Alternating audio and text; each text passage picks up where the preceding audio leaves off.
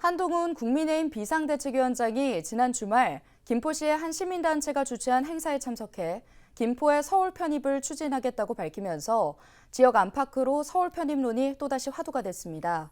그런데 서울 편입과는 별개로 행사 참석자를 두고 김포 지역 국회의원과 시민단체 간 갑론을박이 벌어지고 있는데요.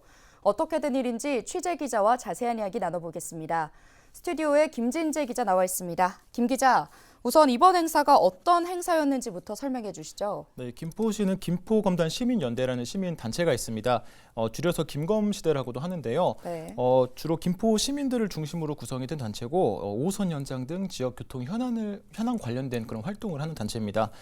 최근에 정부가 5호선 연장 조정안과 GTX-T 노선안을 발표를 했고, 그래서 이에 대해서 환영하고 또 조기 개통을 촉구하기 위한 시민 대회를 연 건데요. 이 자리에 한동훈 비대위원장이 참석해서 김포의 서울 편입을 추진하겠다는 입장을 밝혔습니다. 네, 이번 행사를 두고 더불어민주당의 박상혁 의원이 보도자료를 내고 문제를 제기했는데 어떤 내용입니까? 박상혁 의원은 행사 하루 전인 지난 2일 더불어민주당 김포시를 운영위원회 이름으로 보도자료를 내고 김검시대 이재명 대표 초청은 협의되지 않은 사안이고 또 일방적 주장이라고 비판을 했습니다. 당초 김검시대가 올린 행사 포스터를 보면 한동훈 비대위원장, 이재명 당대표 초청이라는 문구가 있거든요.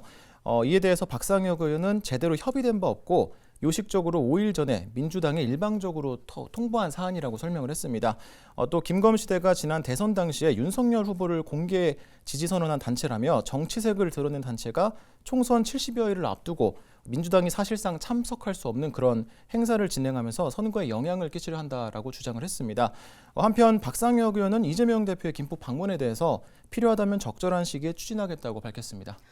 네, 박 의원이 이렇게 보도자료와 SNS를 통해 시민단체 행사에 대한 문제를 제기하자 이 해당 시민단체도 반박을 했다고요. 네, 김검시대 그 커뮤니티가 있거든요. 거기 공지문을 보면 김검시대는 양측 모두 초청을 했다. 그리고 한동훈 위원장은 초청에 응했고 이재명 대표는 응하지 않은 것뿐이라고 반박을 했습니다. 김검시대가 공개한 공문을 보면 지난달 30일에는 이재명 대표 측에 그리고 지난 1일에는 박상혁 의원 측에 행사 참석을 요청한 것으로 확인이 되거든요. 특히 김검시대가 정치색을 드러낸 단체라는 그런 지적에 대해서 김검시대는 지역을 발전시킬 수 있는 정치인이면 언제든 환영이라면서 정치인이 민주당이든 국힘이든 상관없다는 입장을 밝혔습니다. 네, 그런데 이 한동훈 비대위원장의 행사 참석뿐만 아니라 행사장에서 했던 이 발언이 또 논란이 됐는데요.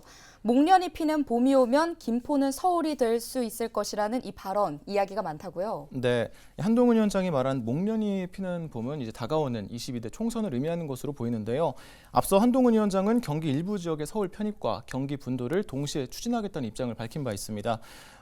이에 대해서 김동연 지사는 지난 5일에 총선을 앞둔 정치 쇼라며 한 위원장이 선심성 공약을 남발하고 있다고 비판했습니다.